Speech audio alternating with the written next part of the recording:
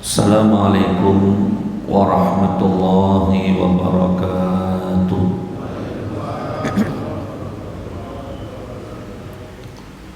Alhamdulillahi rabbil alamin. Alhamdulillahi alladzi khalaqa fasawwa walladzi qaddara fahada walladzi akhrajal mar'a faj'alahu ghutha'an ahwa. Ma sya'allahu kana wa ma lam yasha' lam yakun. Wala hawla wala quwwata illa billah. Ashhadu an la ilaha illallah wahdahu la syarika lah wa ashhadu anna Muhammadan abduhu wa rasuluh. Allahumma salli wa sallim wa barik ala abdika wa rasulika Sayyidina Muhammad ibn Abdillah wa ala alihi wa sahbihi wa man tabi'a hudah ila yaumil qiyamah. Allahumma ij'alna minhum. Allahumma bika asbahna wa bika amsayna wa bika nahya wa bika namutu wa ilaika nusyur. Asbahna wa asbahal mulku lillah walhamdulillah. Hadirin yang dirahmati Allah subhanahu wa ta'ala, alhamdulillah, pada pagi hari ini kita terus menerus diberi kenikmatan oleh Allah subhanahu wa ta'ala, nikmat iman, nikmat Islam, nikmat sehat afiat, sehingga kita bisa berada di tempat ini. Mudah-mudahan kita termasuk hamba-hamba Allah yang paling bersyukur. Lalu sekalian, nampaknya berita mengenai corona ini semakin dahsyat, ya, bahkan mengambil alih agenda pembicaraan di masyarakat, bahkan juga mengambil alih dan mengalihkan perhatian orang dari hal-hal yang lain kepada hal yang satu ini. Apalagi setelah diumumkan oleh Presiden sendiri bahwa di Indonesia sudah ada 2 orang yang positif terjangkit oleh virus COVID-19 atau corona itu. Terus kalian menerima atau mendengar kabar yang demikian, itu tidak cukup hanya kita sikapi dengan pendengaran telinga saja, tapi juga harus kita sikapi dengan telinga dan mata hati yang bersih, yang jernih, yang bersih, ya. Bahwa sekali lagi saya sampaikan, apapun namanya, apapun jenisnya, yang disebut virus itu adalah bagian dari makhluk Allah subhanahu wa ta'ala, bagian dari yang selalu kita ikrarkan, lillahi ma fis samawati wa ma fil ardh. Maka di samping kita berikhtiar lewat hukum sebab akibat, ya, memakai masker, hidup sehat, bersih dan sebagainya, tapi jangan lupa untuk memohon perlindungan kepada yang menguasai segalanya. Kalau yang pertama itu kita lakukan, tapi yang kedua tidak kita lakukan, justru kita dalam keadaan bahaya besar. Tapi insya Allah, kalau yang pertama kita lakukan, yaitu berikhtiar lewat hukum sebab dan akibat, kemudian kita juga memohon pertolongan kepada yang Maha Kuasa, insya Allah dalam keadaan apapun kita tetap masih dalam perlindungan Allah. Artinya kalau terkena virus itu pun, itu juga dalam rangka Allah memberikan kebaikan kepada kita. Jadi berdoa itu jangan sampai ditinggalkan. Di antara doa yang dianjurkan untuk kita baca dalam keadaan yang semacam ini adalah doa Allahumma ya kafiyal bala ikfina minal bala'i qabla nuzulihi minas sama. Ya Allah yang menguasai segala macam bala, ya, lindunglah kami dari segala macam bala itu sebelum turunnya bala itu dari langit. Ya, kadang-kadang kita di dalam qunut subuh kita juga sering membaca doa gitu.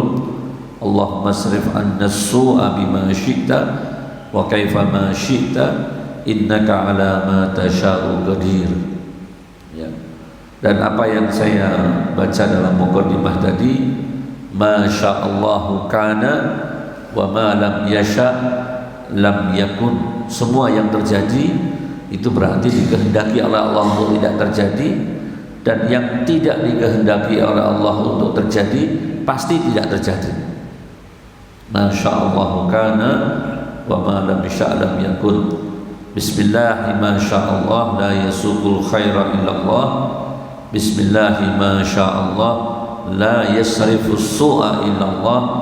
Bismillah ma syaallah ma kana min ni'matin fa minallah. Bismillah ma syaallah la haula wa la quwwata illa billah. Ya.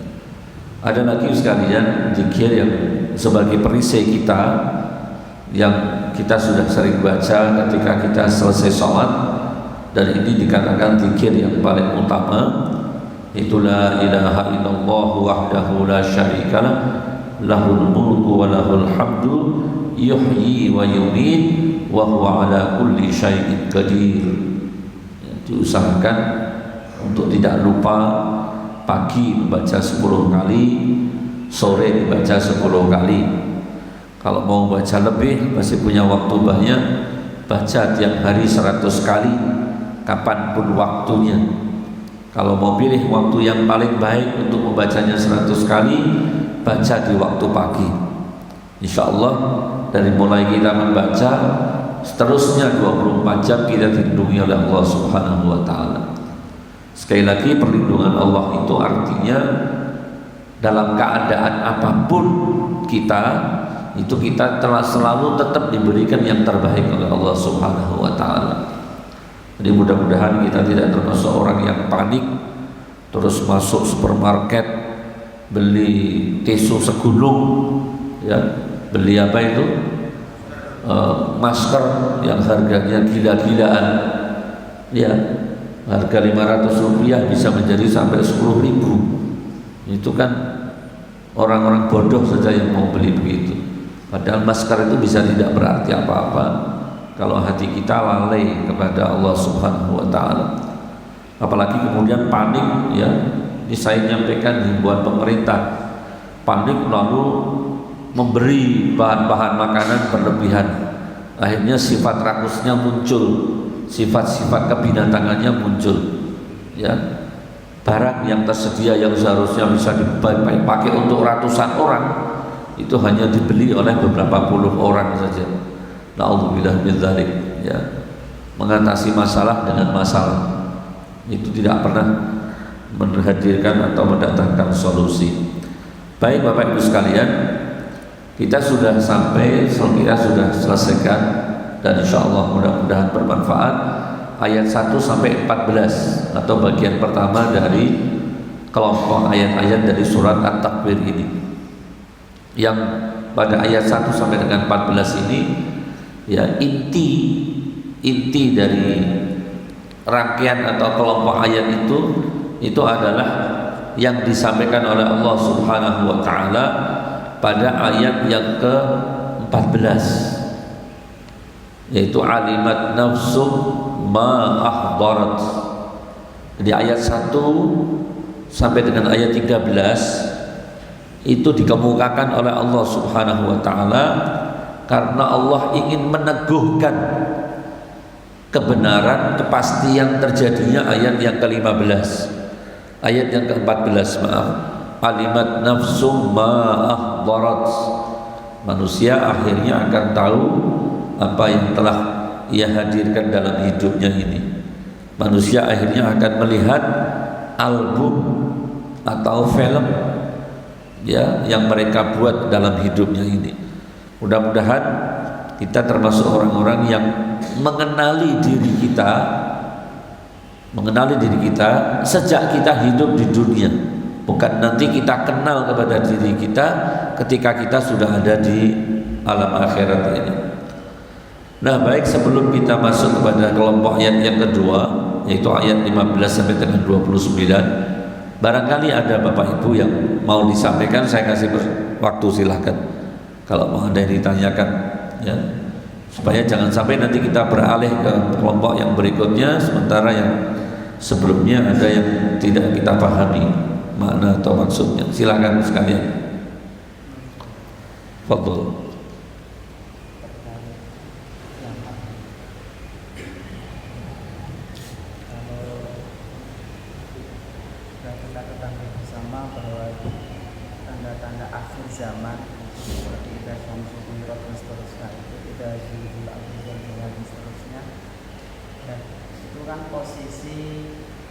Posisi mafis sama wal ard hancur semua nih.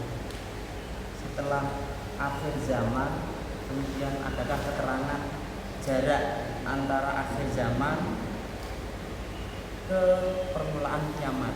Itu menunggu jarak waktu yang lama atau hanya apakah ada keterangan itu? Dan kita ketahui bersama juga awal permulaan dari kiamat itu semua manusia min Adam sampai akhir zaman semuanya dibangkitkan. Dan kalau dalam keterangan itu seperti kecambah kan ya. Nah, posisi dibangkitkan itu di bumi yang baru, di bumi Allah yang baru, atau langsung dibangkitkan di mahsyar. Ya. Jadi sekalian, yang pertama yang perlu harus kita miliki adalah kiamat itu bagian dari al-ghaib, bagian dari sesuatu yang sifatnya gaib. Ini harus kita pahami dulu, ya. Kiamat atau yang secara keseluruhan disebut dengan yaumul akhir itu adalah bagian dari yang gaib. Bagian yang dari gaib itu tidak ada yang bisa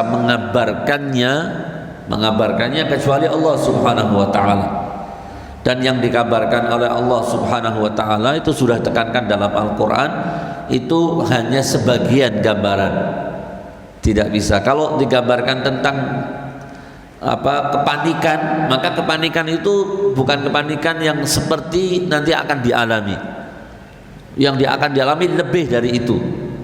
Maka yang digambarkan dari Al-Quran lewat lisan Nabi SAW itu sebatas manusia mampu menjangkau daya akalnya, kepanikannya itu, ya. Seperti misalnya kita baca idza syamsu kuwirat, kita tidak bisa kaifiyahnya, tidak bisa. Bagaimana matahari itu digulung, ya. Pengertian pemahaman digulung itu kalau buat kita kan sesuatu yang dihamparkan lalu dilipat sampai kemudian menjadi lenyap. Nah, mufasir mengatakan itu kiasan dari dilenyapkannya cahaya matahari. Karena yang berguna bagi manusia itu bukan zatnya matahari, tapi sifatnya matahari yang memberikan cahaya begitu. Ketika itu digulung itu berarti sudah hilang. Ini yang pertama sekalian. Jadi iman kepada hari akhir itu adalah bagian dari keimanan kita kepada yang gaib, yang di dalam surat Al-Baqarah itu disebutkan pertama kali malah itu sebagai sifat orang-orang yang mukmin yang bertakwa. Alladzina yu'minuna bil ghaib. Ya, sebelum orang mendirikan salat dituntut untuk beriman dengan yang gaib dulu. Itu yang pertama. Sekali lagi, ini hal yang sifatnya gaib. Sebab kalau ini tidak kita miliki keimanan begini, lalu kita berusaha mencari hakikatnya, padahal di dalam hal mencari hakikatnya itu kita tidak akan sampai ke sana. Ya, ini termasuk hal-hal yang dikelompokkan di dalam ilmu akidah itu namanya as-sifatu ma'lumah wal kaifiyatu majhulah wal as'ilatu anha bid'ah. Sifat-sifatnya diterangkan dalam Al-Quran, tapi bagaimana perwujudan kejadian yang diterangkan itu majhulah, Majhulah itu artinya tidak bisa dijangkau dengan akal. Majhul, tidak diketahui. Wal as'ilatu, orang yang berubah mencari tahu, bertanya tentang itu berarti dia masuk ke dalam ranah bid'ah. Itu yang dilarang itu. Jadi kita mau tanya hal-hal semacam ini sekalian, hal-hal yang gaib begini dulu juga menjadi ujian orang-orang yang akan beriman. Ya, saya pernah terangkan di sini bagaimana misalnya Nabi Musa sendiri diminta oleh umatnya itu arinallaha jahratan. Mereka tidak mau beriman dengan adanya Allah kalau mereka tidak bisa melihat Allah secara konkret dan wujud di hadapan mereka ini. Padahal begitu dituruti apa yang dia minta itu, maka yang dia lihat itu keluar dari konteks sebutan sebagai Allah. Sifat kemahasempurnaannya hilang sebab membutuhkan tempat dan sebagainya. Padahal Allah itu laisa kamitslihi syai'un. Jadi yang pertama sekali lagi beriman kepada yang gaib itu wajib ini. Kemudian kiamat, sebutan kiamat itu berupa rangkaian peristiwa, bukan hanya satu kejadian. Kalau yang namanya rangkaian itu banyak, ada beberapa peristiwa yang terjadi. Nah, kemudian semua kejadian itu namanya kiamat. Kiamat. Nah sekarang pertanyaannya, jarak antara kehidupan kita atau mungkin kehidupan manusia terakhir dengan kiamat itu berapa lamanya? Nah, di sini ada banyak riwayat, tetapi semua riwayat itu tidak qat'i, tidak menyebutkan secara detail definitif mengenai waktu dalam ukuran misalnya abad atau tahun atau bulan atau hari atau jam atau menit atau detik. Tidak ada. Bahkan Nabi ketika menyebutkan jarak antara satu peristiwa dengan peristiwa yang lain hanya menyebutkan arbaun, 40, tapi tidak diberikan sebutan itu. 40-nya itu 40.000 tahun apa 40 abad atau 40 tahun atau 40 hari atau 40 minggu atau 40 jam atau 40 menit atau 40 detik. Al-Quran sendiri kalau kita lihat dalam Al-Quran mengatakan innahum yarawnahu ba'ida wa narahu qariba. Orang-orang kafir itu punya pandangan, cara pandang mereka terhadap hari kiamat, mereka memandangnya itu ba'idan, jauh, sesuatu yang paling jauh. Itu berarti nisbi, bukan mutlak. Artinya sesuatu yang paling jauh menjadi tidak ada, sehingga mereka menganggap seakan-akan hari akhir kiamat itu tidak ada. Wa narahu qariba, tapi kita orang-orang mukmin memandangnya itu sebagai sesuatu yang dekat. Dekatnya sebagaimana tidak ada. Yang paling dekat dengan kita adalah ajal. Kiamat untuk setiap orang itu adalah ketika tiba ajalnya. Kiamat bagi setiap orang itu adalah ketika tiba ajalnya. Itu bagi dia kiamat, bagi setiap orang. Bukan kiamat seperti misalnya disebutkan dengan kata kiamat di dalam Al-Quran ini. Itu yang saya sampaikan. Yang kedua, jadi relatif tidak pernah diterangkan secara detail. Silahkan dikaji ukuran waktu yang pasti apakah itu sekian abad, sekian tahun ini. Tetapi Nabi SAW sejak beliau diutus itu Nabi disebut dengan Nabi akhir zaman. Nabiyyun akhir zaman, mauliduhu bi Makkah wa hijratuhu di Syam wa hijratuhu bi Makkah wa sultanuhu bi Syam yaqussu sya'rahu dan seterusnya. Nah, orang suka baca maulud di bab itu diterangkan begitu kan.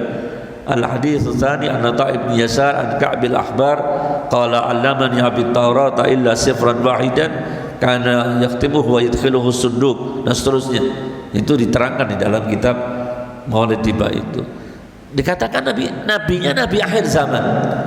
Jarak diutusnya Nabi dengan kita sekarang berapa? 14 abad kan? 14 abad itu, ketika itu kiamat sudah disebut sebagai dekat. Kita tidak bisa bayangkan kedekatannya dengan kita. Wong 14 abad saja disebut dengan dekat. Bahkan Nabi Adam itu diciptakan tahun berapa kira-kira ini? Anggaplah seperti yang dikatakan oleh orang para peneliti, ya, yang itu diperselisihkan 6.000 tahun. 6.000 tahun. 6.000 tahun itu berapa abad?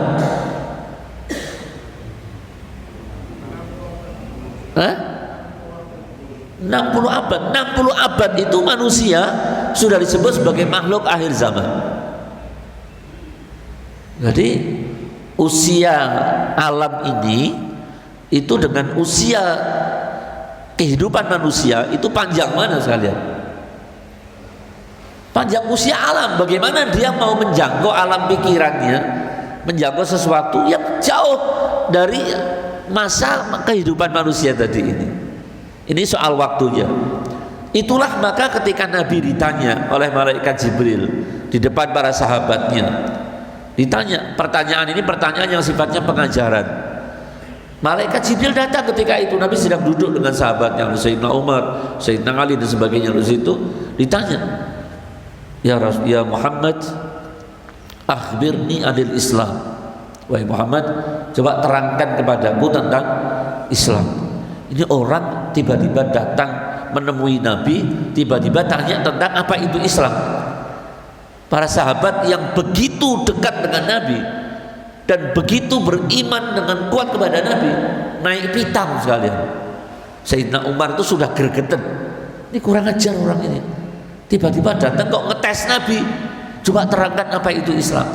Dan setelah diterangkan oleh Nabi, yang laki-laki yang bertanya tadi, yang sebenarnya malaikat Jibril, mengatakan, "Sodakta, kamu benar wahai Muhammad." Sayyidina Umar semakin marah. Kok seakan-akan dia lebih tahu, kan begitu. Tanya, setelah dijawab lalu dikatakan benar. Itu berarti yang bertanya seakan-akan lebih tahu. Dia tanya lagi, akhbirni anil iman. Terangkan kepadaku apa itu iman. Diterangkan oleh Nabi, antuk minabillahi wa malaikatihi dan seterusnya. Dijawab, diiyakan lagi, sadaqta, kau benar. Yang ketiga ditanya lagi, wa akhbirni anil ihsan. Terangkan apa itu ihsan. Diterangkan oleh Nabi, anta'budallaha ka'annaka tarahu fa illam takun tarahu fa innahu yarak. Diterangkan, dijawab lagi, sadaqta, kamu benar. Sayyidina Umar sudah tambah gregetan ini. Sampai ketika pertanyaan itu muncul, Sayyidina Umar itu sudah melepas pedang itu dari sarungnya, mau ditebas laki-laki ini karena dianggap kurang ajar. Datangnya langsung menghadap Nabi, bahkan dalam riwayat dikatakan lututnya itu ditempelkan ke lutut Nabi. Lalu Nabi dipegang begitu, ditanya, akhbirni anil Islam, akhbirni anil iman, akhbirni anil ihsan. Dijawab semuanya oleh Nabi. Pertanyaan yang terakhir ditanya oleh malaikat Jibril, ya Muhammad, wa mata sa'ah. Wahai Muhammad, kapan terjadinya kiamat? Pertanyaan ini itu menghendaki jawaban. Nabi menyebutkan hari H-nya, hari H, yaitu misalnya pada tahun sekian, bulan ini, hari ini, jam sekian, sekian menit, sekian detik. Pertanyaan ini menghendaki begitu. Wa mata sa'ah. Apa jawab Nabi? Mal mas'ulu anha bi'a'lami minas sa'il. Yang ditanya tidak lebih tahu daripada yang bertanya. Artinya aku dan engkau, malaikat Jibril maksudnya, sama-sama tidak tahu. Sekarang pertanyaannya, kalau Nabi dan malaikat Jibril menyatakan mal mas'ulu anha bi'a'lami minasail, bolehkah kita sebagai manusia umatnya Nabi Muhammad lalu mengadakan penelitian, berusaha mencari jawab tentang hari kiamat? Itulah maka disebut bid'ah, karena Nabi jawabnya begitu, mal mas'ulu anha bi'a'lami minasail. Dalam Al-Quran begitu, wa yaquluna mata hadzal wa'du in kuntum shadiqin. Itu Al-Quran. Wa yaquluna, orang-orang kafir itu bertanya, berkata, mata hadzal wa'd, kapan ini janji yang dikatakan terus bolak-balik oleh Muhammad ini? Kalau kalian yang orang-orang yang mengatakan itu benar, orang-orang yang benar itu. Apa itu jawabnya? Wa yaquluna mata hadzal wa'd in kuntum shadiqin. La yanzuruna illa sayhatan wahidatan. Kalimat la yanzuruna illa sayhatan wahidatan itu menggambarkan jarak yang sangat dekat. Saya tanya ini yang ditanya siapa ketika itu? Nabi dan para penerusnya kan, kurang lebih 1400 tahun yang lalu. Ya kan? 1400 tahun yang lalu sudah dijawab dengan ma yanzuruna illa sayhatan wahidah. Mereka tidak menunggu kecuali sampai datangnya nanti sayhatan wahidah, maksudnya suara yang memekakkan telinga yang pertama kali, yaitu tanda kiamat ini. Jadi dekat itu tidak ada dalam ilmu kita makna dekatnya, tapi hanya pada ilmu Allah Subhanahu wa taala. Jadi memang ini hal yang berbahaya bagi orang mukmin, kadang-kadang dipojokkan oleh orang-orang kafir dengan hal-hal yang demikian ini. Kita tidak mungkin berbicara sesuatu yang Nabi sendiri menjawab la yujalli, Al-Quran menjawab la yujalliha liwaqtiha illahu, la yujalliha, hanya hari kiamat, liwaqtiha illahu huwa Allah Subhanahu wa taala. Tidak ada yang bisa mengungkap liwaqtiha, hari hanya, illahu, kecuali Allah Subhanahu wa taala. Dan sekarang wahyu sudah tidak turun, tidak ada nabi dan rasul, maka berarti rahasia tentang hari kiamat itu hanya ada di tangan Allah Subhanahu wa taala. Ketika Nabi ditanya oleh malaikat Jibril, jawabnya begitu, malaikat Jibril lalu baru bertanya, wa ma asyratuha. Wahai Muhammad, kalau aku dan engkau sama-sama tidak tahu mengenai hari kiamat itu, lalu apa syarat-syaratnya? Artinya kejadian-kejadian yang akan mendahului terjadinya kiamat. Lalu Nabi menerangkan beberapa tanda-tandanya, alamat-alamatnya. Ada yang disebut dengan alamatus sughra, tanda-tanda kiamat kecil. Ada yang disebut dengan alamatul kubra. Yang kita baca di surat At-Takwir ini itu alamatul kubra. Alamatul kubra, sudah tidak ada lagi itu kehidupan ini. Tapi kalau alamatus sughra sudah diberitakan oleh Nabi dan saat ini sudah terjadi hal-hal itu. Nabi menyebutkan misalnya itu, ketika itu Nabi berkata, ri'a asya'i yatatawaluna fil bunyan. Orang-orang yang semestinya hidupnya itu sederhana, tukang sabit rumput, nelayan itu, yatatawaluna fil bunyan. Mendekati hari akhir, mereka pada berlomba-lomba membangun gedung-gedung. Maksudnya rumah-rumah yang bukan lagi gedek, tapi rumah-rumah yang tingkat-tingkat sebagainya. Silahkan masuk di desa sekarang itu tidak ada gedek. Iya betul. Saya masuk ke Buyaran itu kan Demak masuk itu ya. Awal tahun 90-an saya masuk ke sana itu masih banyak begitu. Tapi awal tahun 2000 semua yang saya lihat dinding rumah yang asalnya pakai welit itu anyaman bambu, itu sudah semuanya pakai batu bata, bahkan ditutup bukan dengan plester tapi dengan keramik dan marmer. Nah, kalau kita lihat di tengah kita sudah jelas, itu yang pertama. Padahal itu sudah ada. Nah, kita berarti sekarang ini sudah dalam fase munculnya tanda-tanda kecil datangnya hari kiamat. Nabi mengatakan lagi misalnya itu, antalidal amatu rabbataha, banyaknya budak-budak perempuan yang melahirkan anak asuhnya. Ini kata para ahli hadis adalah kiasan banyaknya anak-anak yang durhaka kepada orang tua. Orang tua yang melahirkan diperlakukan sebagai budak. Sekarang sudah ada. Melihat tak? Bahkan mungkin kita termasuk pelakunya. Bukankah banyak keluarga yang ketika dia sudah dewasa, sudah berkeluarga dan punya anak, bapak ibunya suruh menjadi pengasuh. Ya kan, bapak ibu yang merupakan kakek nenek dari anak-anak kita menjadi pengasuh.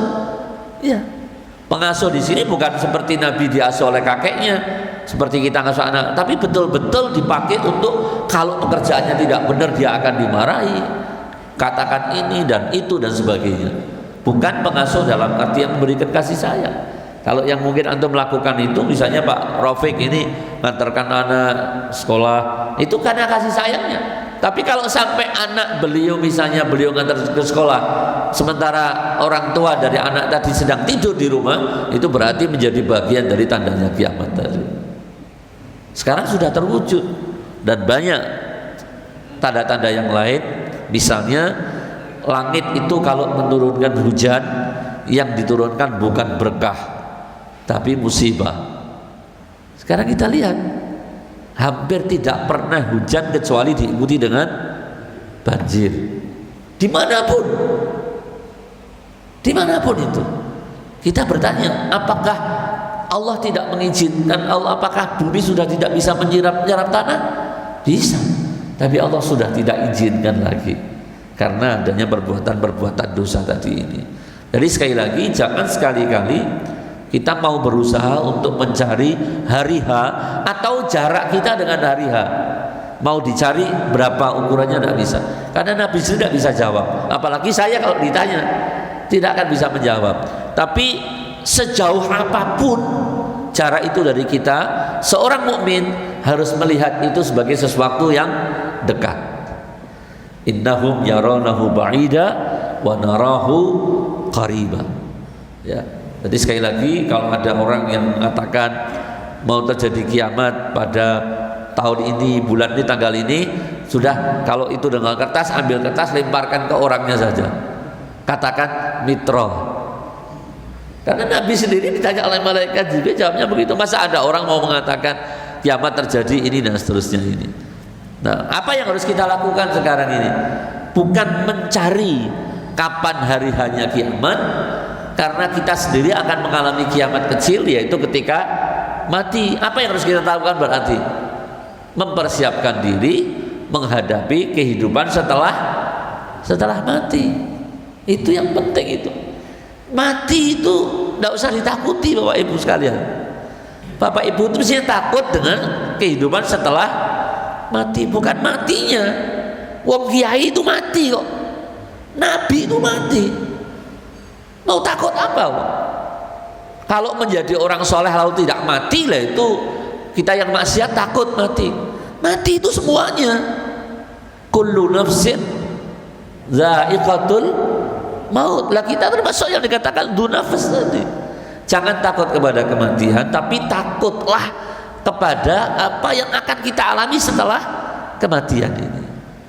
Lalu pertanyaan yang lain tadi mengenai manusia dibangkitkan itu di bumi ini, ada keterangannya.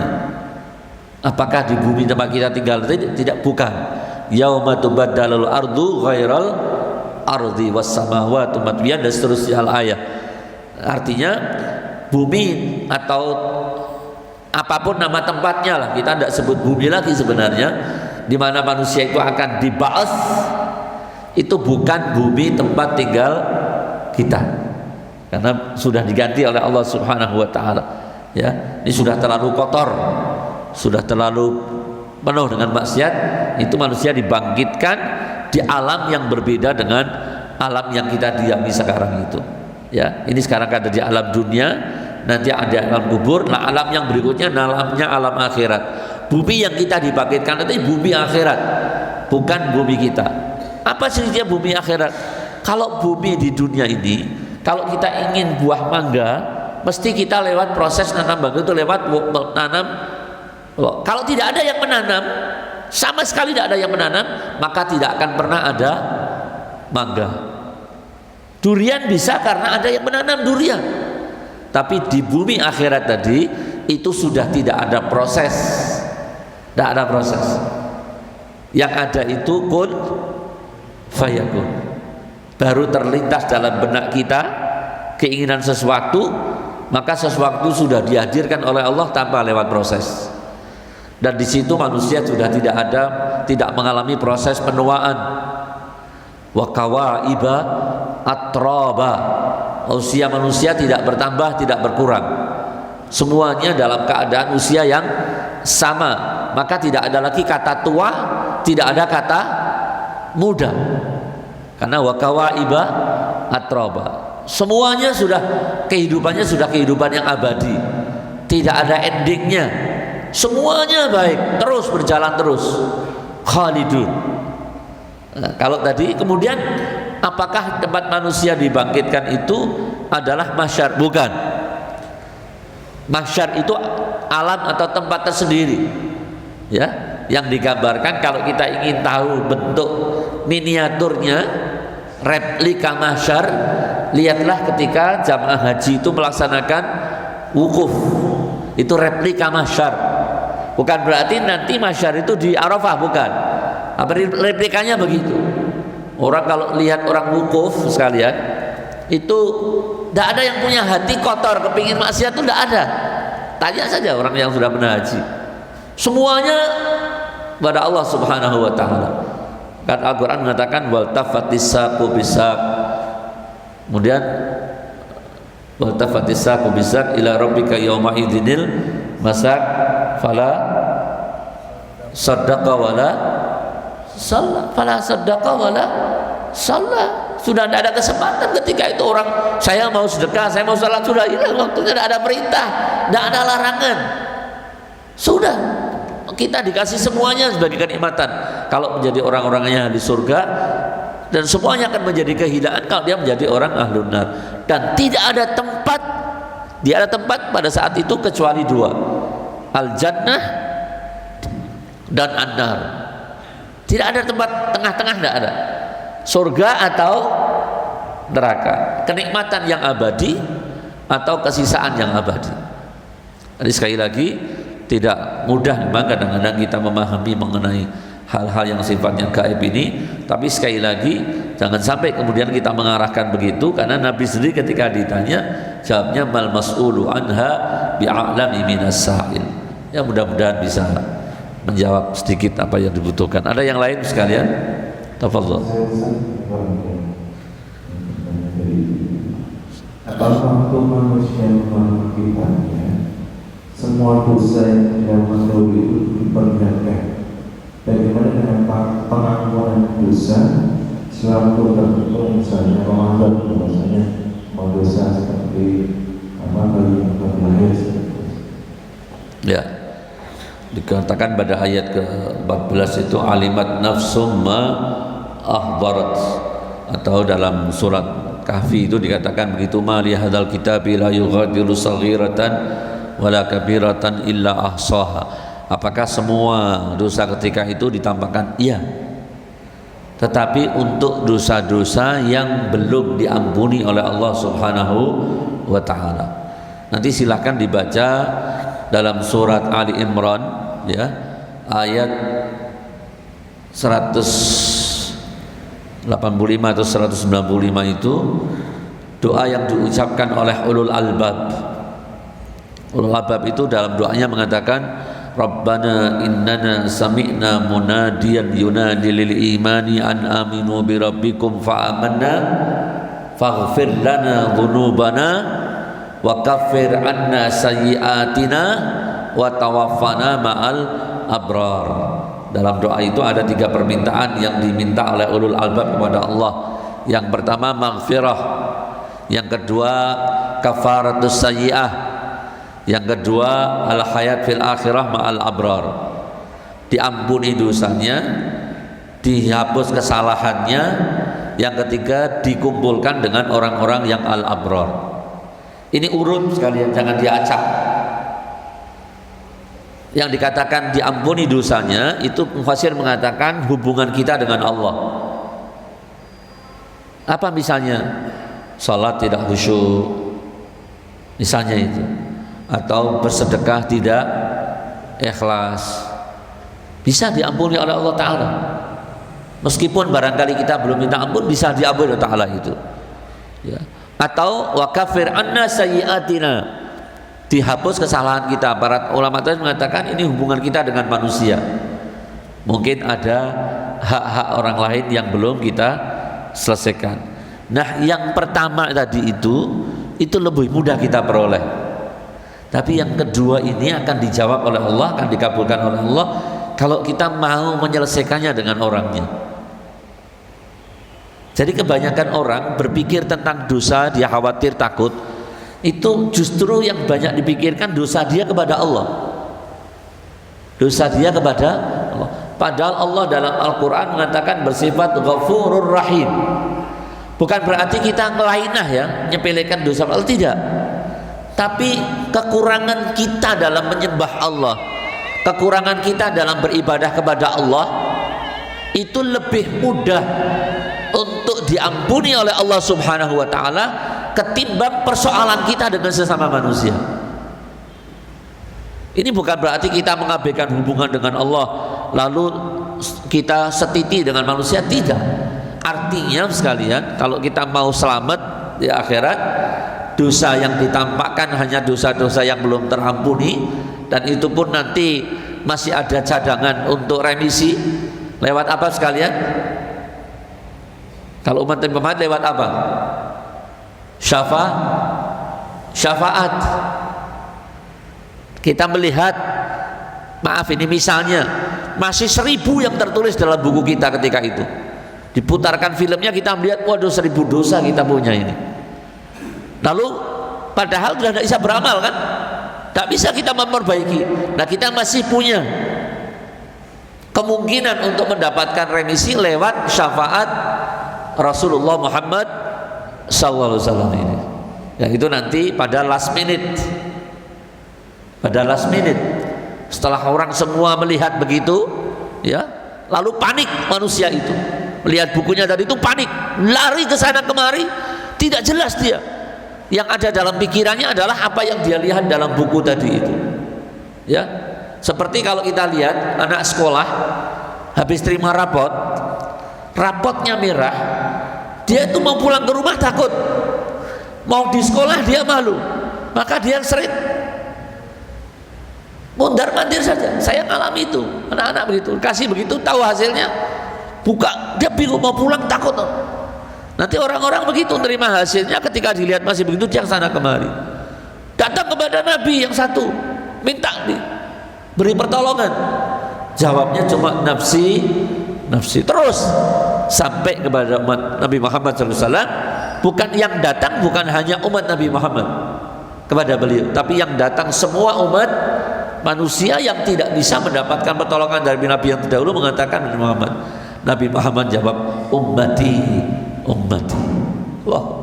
Allahumma ja'alna min umat Muhammad.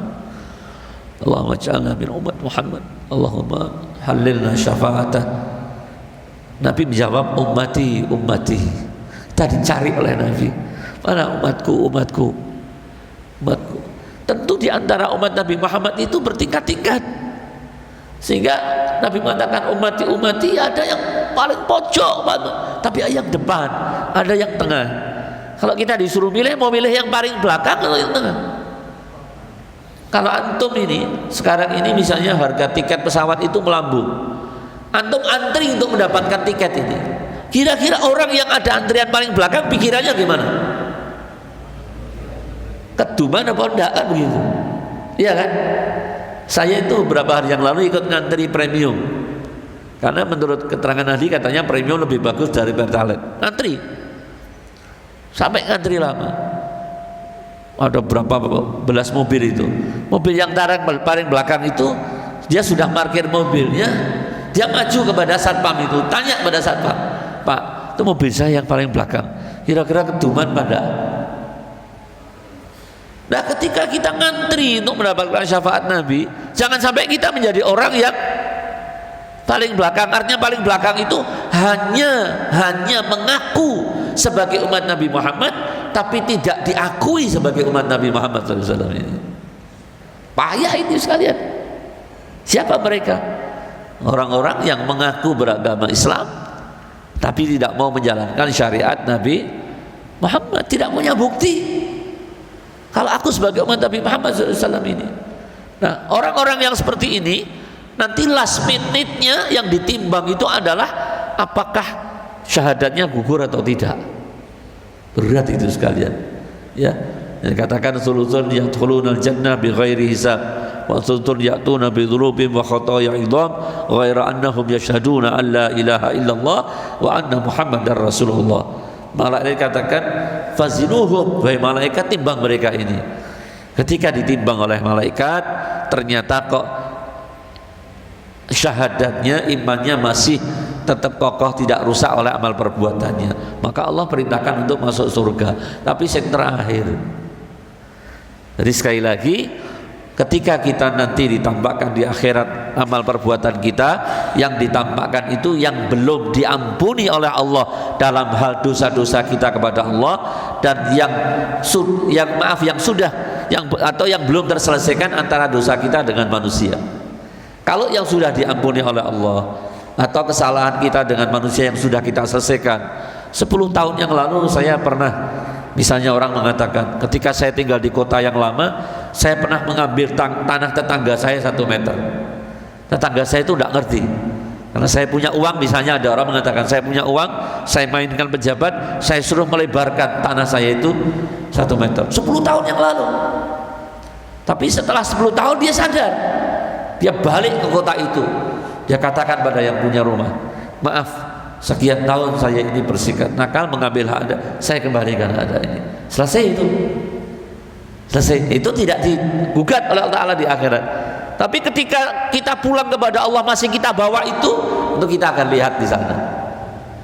Oh, dulu saya pernah mencuri ini, saya pernah berkata begini. Maka Nabi mengatakan, ketika ada seorang sahabat disebut oleh Nabi, ini orang yang nanti akan masuk ke masjid ini, dia min ahlil jannah. Kalau antum duduk di sini, lalu saya katakan, ini sebentar lagi akan masuk seorang yang penghuni surga. Antum ingin tahu tidak siapa orangnya? Pingin kan? Dan mesti pingin tahu apa amalnya, kan begitu. Sahabat ngawasi, muncullah seorang sahabat, diawasi, orangnya biasa, pakaiannya biasa. Sampai seorang sahabatnya mengatakan, izinkan saya untuk menginap di rumahmu semalam saja. Silakan. Nginep, diawasi, malam juga tidak, dia mulai sholat 5 waktu biasa, kerja biasa, tidak ada amalan yang istimewa. Diawasi lagi sampai orangnya bingung. Ditanya, kamu bilang mau nginep di rumah saya semalam, kok sekarang tidak pulang-pulang, ada apa sebenarnya? Dia cerita, saya ini mengawasi kehidupanmu karena Rasul SAW menyebutkan orang yang masuk ini akan menjadi ahli surga, yang masuk itu kamu. Ternyata saya tidak lihat kamu punya amal yang lebih. Dia bilang, saya orang miskin, saya tidak mampu sedekah banyak-banyak. Lalu apa kelebihanmu? Saya harus tahu, karena Rasulullah yang mengatakan pasti benar. Orangnya mengatakan, kalau itu yang kau tanya, aku punya satu kebiasaan. Apa kebiasaannya? Sebelum aku tidur, aku munajat kepada Allah Subhanahu wa ta'ala supaya dosaku diampuni, dan aku katakan kepada Allah, ya Allah, semua orang yang aku zalimi hari ini, aku mohon engkau bisa buka hati orang tadi untuk memaafkan aku, dan semua yang menzalimi aku hari ini, aku maafkan sekalian ini. Tidur tidak membawa persoalan dengan manusia, itu bisa menjadi ahli surga. Kita maaf ini, habis menzalimi orang begitu parah, kita hina, kita katakan begini, anggapnya kita benar, bisa tidur nyenyak, padahal nanti kita akan ketemu dalam catatan tadi. Jadi mali hadzal kitab la yughadiru saghiratan wala kabiratan illa ahsaha, yang kecil maupun yang besar semuanya hadir, terdata ini, tetapi yang belum diampuni oleh Allah Subhanahu wa ta'ala. Maka sekali lagi, kita kalau habis sholat, sudah sholat, kita beristighfar, ya kan? Saya anjurkan begitu. Bahkan saya anjurkan Bapak Ibu sekalian, banyak-banyak sedekah untuk menutupi dosa. Apa misalnya? Naik beca, sudah sepakat ongkosnya 10.000, tambahi. Tambahannya itu kita niatkan untuk kafaratul dzunub. Barangkali antara saya dan dia secara tidak sadar, mungkin dia tidak ngomong tapi ada perasaan tidak enak, gerundel segala macam, tambahi. Haknya dia 10.000, haknya orang itu. Kalau kita tambahi 5.000, yang 5.000 itu menjadi hak kita. Nanti akan kita ketemukan wujudnya bisa dalam bentuk pengampunan dosa. Kalau belanja betul-betul sudah sama-sama ridho harganya, belanja kelihatannya orang tidak mampu miskin, tambahi. Tapi tambahi ini bukan memahalkan harganya, tidak, tapi untuk kafaratul dzunub. Banyak sedekah sekalian. Sedekah ini bisa menghilangkan hal-hal yang tidak baik ini. Jadi saya katakan yang ditampakkan nanti itu adalah yang belum diampuni oleh Allah Subhanahu wa taala, atau kesalahan kita terhadap manusia yang belum dihapus. Itu akan tampak semuanya ini. Nah, mari kita lihat, buka album kita masing-masing. Ya.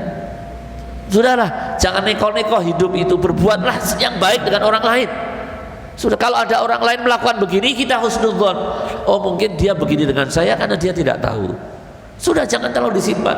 Hidupnya enak. Orang mau hasad dengan kita, mau apa dengan kita tidak pernah terkena pengaruhnya itu. Ada yang lain sekalian? Ya, Allah.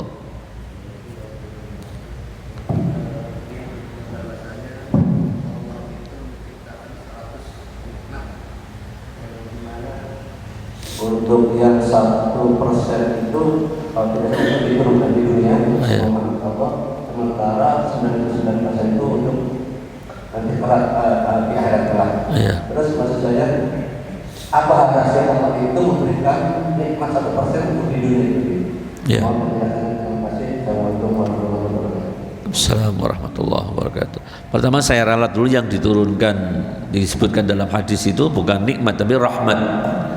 Rahmatnya, kalau nikmat itu Al-Quran mengatakan wa in ta'uddu nikmatallahi la tuhsuha. Nikmat Allah itu tidak terhitung. Tapi dalam hadis itu hadis ya, Nabi menyatakan bahwa Allah Subhanahu wa taala itu menurunkan 100 rahmat. Atau bukan menurunkan, Allah itu memiliki untuk manusia ini 100 rahmat. Satu rahmat itu diturunkan ke bumi sejak bumi diciptakan sampai nanti kiamat. Itu hanya 1/100. Yang 99/100, yang 99% itu ditahan oleh Allah untuk nanti hanya diberikan kepada orang-orang mukmin yang di surga. 1/100 itu, jangan mengatakan 1/100 itu nikmat kita, bukan ya. 1/100 itu rahmat yang diturunkan Allah sejak Allah menciptakan bumi sampai nanti kiamat. Tidak ada yang bisa menghitung ini. Itu baru 1/100. Yang 99/100 itu ditahan oleh Allah untuk disiapkan dan diberikan hanya kepada orang-orang mukmin di surga. Apa maksud Allah sekarang ini, atau apa maksud dalam hadis membuat perbandingan ini? Tentu angka 1 dan 100 itu bukan angka real. Seperti ketika Al-Quran mengatakan khairum min alfi syahr, lebih baik dari 1000 bulan, lalu 1000 tahun, 1000 bulan, lalu 1000 bulan itu dihitung seperti 83 tahun. Itu salah. Kalau saya mengatakan di Semarang itu ada gedung namanya Lawang Sewu, saya tanya, apa jumlah pintunya 1000? Hah? Tidak, kenapa disebut Lawang Sewu? Maksudnya apa? Untuk mengibaratkan sesuatu yang banyak. Karena kemampuan manusia untuk membayangkan ya segitu saja lah. Orang bilang 1000 itu banyak. Maka yang disebutkan di sini Allah punya 100, Allah miskin, rahmatnya cuma 100. Padahal wa rahmati wasi'at kulla syai'. Rahmat Allah itu mencakup segala sesuatu, kok hanya 100. Maka angka 100 ini itu untuk komparasi antara kenikmatan dunia dengan kenikmatan akhirat. Untuk komparasi, untuk manusia mampu membandingkan kenikmatan dunia dengan kenikmatan akhirat. Artinya seandainya orang itu punya semua hal yang baik di bumi ini, itu baru 1/100. 1/100. Sementara kalau orang mukmin dapat kenikmatan di akhirat itu 99/100. Ini namanya dalam bahasa Arab namanya at-targhib, untuk memotivasi dan mendorong manusia mencari yang besar, jangan mencari yang kecil. Kalau kita hanya mendapat bagian sedikit dari yang 1/100, tidak masalah. tapi jangan sampai tidak kebagian dari yang 99 per 100. Maksudnya begitu. Maka Nabi dalam penjelasan itu mengatakan dalam hadisnya, kalau seandainya di dunia ini ada manusia yang sepanjang hidupnya susah terus, tidak pernah mendapatkan kesenangan sama sekali, susah terus, tapi dia menjadi hamba Allah yang saleh di dunia ini, sehingga ketika di akhirat dia dimasukkan ke surga sedetik saja. Di dunia sepanjang hidupnya susah terus, ketika di akhirat dimasukkan ke surga sedetik, masuk pula lagi. Itu semua penderitaan di dunianya ia lupakan. Tapi sebaliknya, kalau ada orang yang di dunianya tidak pernah susah, senang terus, arep-arep apa wae iso, sampai semua orang itu mengidamkan yang seperti itu. Anggaplah dia Qarun misalnya begitu.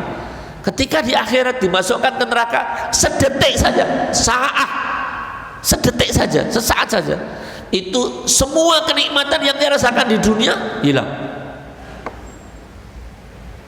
Itu gambaran mengenai satu rahmat yang diturunkan di bumi, 99 rahmat yang ditahan oleh Allah untuk orang-orang mukmin di akhirat ini. Jadi surga itu sama sekali tidak bisa dibandingkan dengan apapun yang ada di dunia, di bumi ini. Karena 1% 1/100 itu diperebutkan dari pertama Allah menciptakan bumi sampai kiamat. Jadi yang dimiliki oleh semua kebaikan ini itu hanya bagian dari 1/100. Yang antum punya, yang antum punya, yang antum punya, rebutan kecil sekali itu. Maka Allah menyebutnya mata dunia ini sebagai mataul ghurur. Ya, ghurur itu sebagian ulama mengatakan galil. Wa mal hayatud dunya illa mataul ghurur. Kenikmatannya sedikit sekali. Bayangkan, semua orang itu hanya mendapatkan dari 1/100 untuk semua, dari mulai bumi diciptakan sampai akhir kiamat nanti. Ya, tafadhol. Mungkin yang terakhir. Ada? Tadi? Baik. Boleh, silakan. Mengenai kenikmatan tadi, saya yang pernah mendengar tapi belum pernah membaca hadisnya, bahwasanya kenikmatan yang diperoleh di dunia itu mengurangi kenikmatan yang nanti di akhirat itu terdapat. Ya, tidak begitu hadisnya. Ini hadis mengenai doa sebenarnya. Jadi Rasulullah bersabda, ma min mu'minin yad'ullaha bidu'ail khairi illa stujiba lahu. Tidak ada seorang mukmin pun yang berdoa kepada Allah SWT dengan doa yang baik kecuali Allah pasti mengabulkannya. Imma an yu'ajjila lahu fid dunya, bisa jadi mengabulkannya itu yang dia minta itu diberi oleh Allah di dunia, diberi. Wa imma an yaddakhira lahu fil akhirah, atau yang dia minta tadi itu tidak diberikan di dunia, disimpan oleh Allah untuk diberikan nanti di akhirat ini. Sampai nanti ketika datang di akhirat, semua manusia mendapatkan bagiannya masing-masing. Orang-orang yang sudah dikabulkan doanya di dunia, diberi kenikmatan itu, menyesal melihat orang-orang yang belum dikabulkan di doanya di dunia mendapatkan lebih banyak. Itu maknanya begitu. Jadi kebaikan bukan mengurangi dalam arti itu Allah benci kepada orangnya, tidak. Tapi memang semua kebaikan yang diberikan di dunia ini kalau diukur dengan yang akan diterima di akhirat tidak ada artinya apa-apa. Maka kadang-kadang orang yang sudah berdoa kemudian doanya dikabulkan di dunia itu kan baik. Ketika di dunia mengatakan itu baik, tapi nanti ketika di akhirat dia justru menyesal. Kenapa kok doa saya dikabulkan di dunia, tidak diberikan di akhirat tadi seperti fulan, seperti orang tadi. Itu kesimpulan dari hadis tadi. Jadi bagi seorang mukmin nikmat dunia tidak mengurangi nikmat akhirat sama sekali.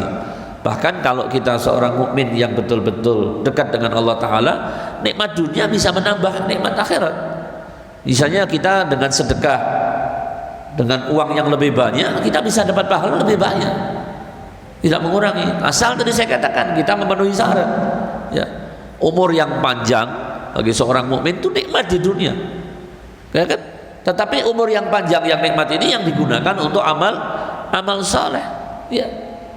Khairun nas man tala umruhu wa hasuna amaluhu, kata Nabi.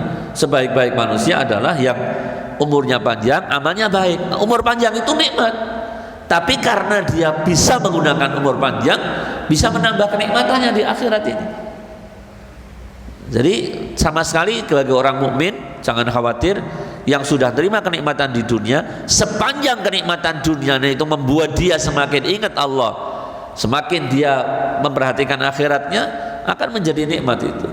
Maka mungkin ada orang yang memahami tadi juga dengan kalimat yang diungkapkan oleh para ulama itu, yang disebut dengan al-faqirus sabir khairun minal ghaniyyish syakir.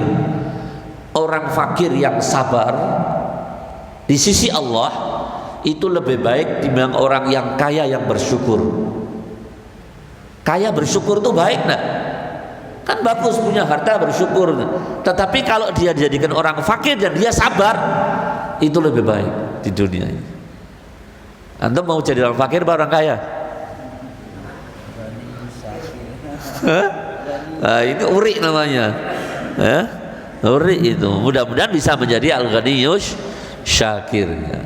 Jadi insya Allah tidak, ya, kenikmatan yang diberikan oleh Allah untuk orang mukmin di dunia, orang mukmin sekali lagi tidak mengurangi kenikmatan kita di surga ini.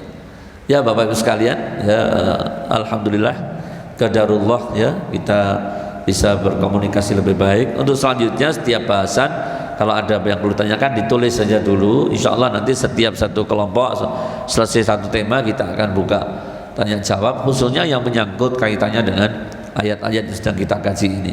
Ya, kemudian saya menghimbau Bapak Ibu sekalian supaya kita mendapatkan manfaat yang double dari kajian tafsir ini. Kita mau sengaja mulai dari juz amma dengan harapan ayat-ayat yang kita sudah pelajari, tahu tafsirnya ini lebih mudah untuk Bapak Ibu hafal.